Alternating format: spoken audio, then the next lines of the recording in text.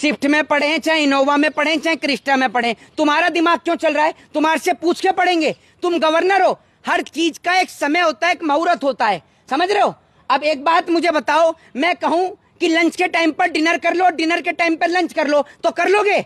इनको तो यही नहीं पता होगा कि लंच और डिनर क्या होता है, क्योंकि इनको तो खाना ही गोबर है दोनों टाइम और पीना ही गोमूत्र है। तो जिस मर्जी टाइम पे पी लो, जिस मर्जी टाइम पे खा लो, उसका इनको कोई टाइम टेबल नहीं है। ऐसा है, पहली बात तो ये है कि ईद जो है वो हर दिन नहीं आती, ठीक है, साल में एक बार आती है, वैसे साल में 2 बार आती है।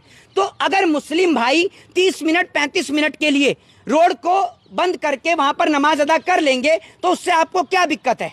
आप मुझे ये बताइए। तो रोड नमाज के लिए बना है क्या? है रोड नमाज के लिए बना है क्या? तो रोड आपके डैडी की सभा के लिए बना है? जब आपके डैडी उस रोड पर सभा करते हैं तब तो आपने कभी अपने डैडी से सवाल नहीं किया?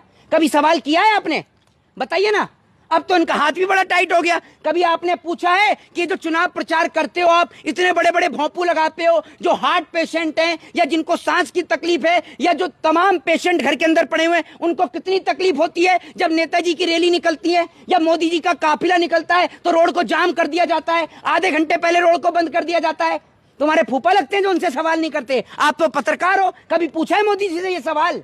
बताइए, पूछा है? नमाज के नाम पे इसको तकलीफ इतनी और मुसलमान है उत्पात मचाएंगे मुसलमान नमाज के नाम पे। क्या मचाएंगे? उत्पात उत्पात। कितनी बार कान खोलकर सुनिए, उत्पात मचाएंगे। देखिए ऐसा है, मेरी बात सुन लीजिए, मेरे तो कान एकदम खुले हुए हैं, कान तो आपके बंद हैं, समझ रहे हैं? कान आपके बंद हैं क्योंकि आप सरकार की बुराई नहीं सुन सकते। ये मुझे बता दो, 1947 में ये देश आजाद हुआ, 1947 से लेकर अब तक हमेशा से नमाज हो रही है, देश की आजादी से पहले भी हो रही है। कितनी जगह उत्पात मचाया, जरा बताना, बता दो आप मुझे, बताइए।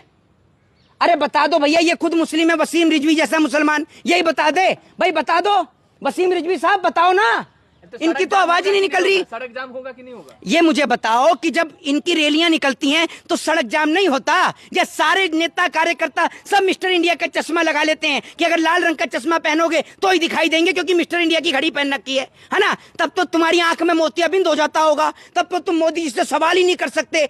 ये उस किस्म के पत्रकार हैं जो कभी झालमुड़ी के फायदे गिनाते हैं, अब मेलोडी के फायदे गिना रहे हैं। आप पत्रकार कम, सरकार के प्रवक्ता ज्यादा हैं, लेकिन समझ रहे हैं? कह रहे हैं हमारे पास में रास्ता और भी है, अगर नहीं माने तो। अच्छा, तो उनसे ये पूछो कि वो रास्ते तुम्हारे बलात्कारियों पे कारगर साबित क्यों नहीं होते? और मुझे एक बात बताओ, जो तुम्हारा जो धाकड़ है, जो सड़क को ही गंदा कर रहा है, उस धाकड़ पे तुमने कुछ बोला?